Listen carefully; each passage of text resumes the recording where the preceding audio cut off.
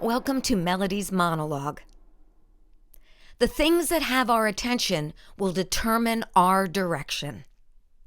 Likewise, the lens through which we see will decide what we become.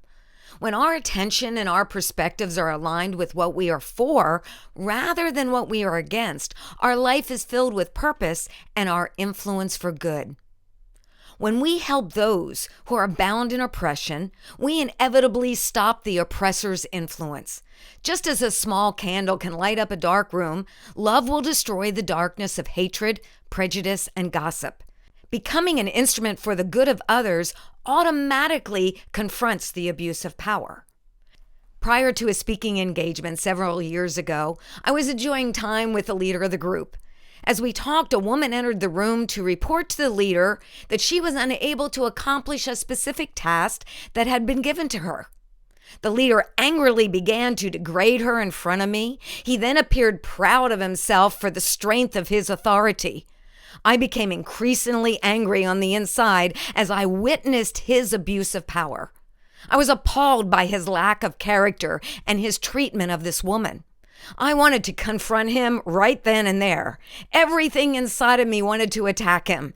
If this was his response in front of a keynote speaker, how did he treat and devalue those he supervised when no one else was watching?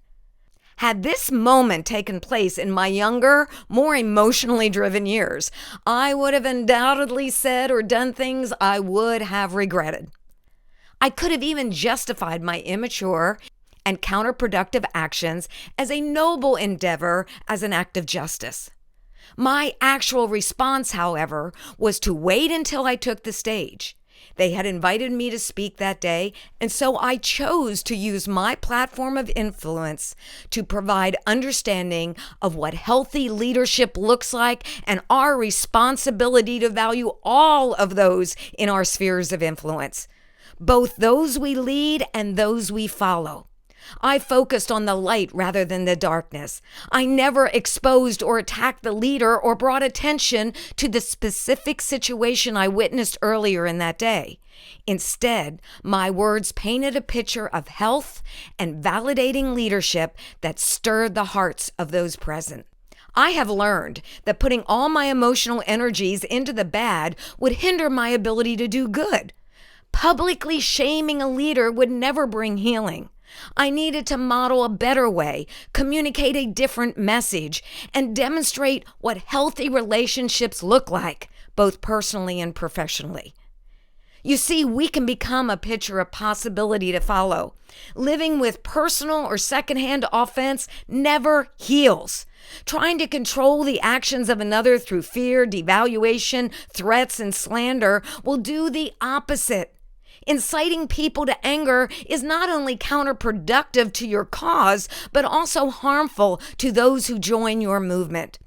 Inversely, possessing and propagating a heart for healing will influence others to value all, even if they disagree with another's actions. Every act of kindness is a seed planted to heal lives and our land. And every step in the right direction takes us closer to our objective of a healthy and prosperous nation. Yes, when we see abuse of power, when we are aware of corruption, we can confront those things in a healthy way without devaluing or dehumanizing another human being. Join with me to be a part of the solution for lives and our nation. I want to thank you for listening and encourage you to become a part of the StopDevaluation movement. Be sure to like and follow #StopDevaluation on social media, subscribe to the YouTube channel, and visit StopDevaluation.com for more information and free resources. You can help spread the movement by sharing with others, leaving a review on Apple Podcasts, and most of all, by living a courageous lifestyle of using your power for good. Go out and value someone today. Your life matters, and you can make the world a better place. One word, one choice, one action of validation at a time.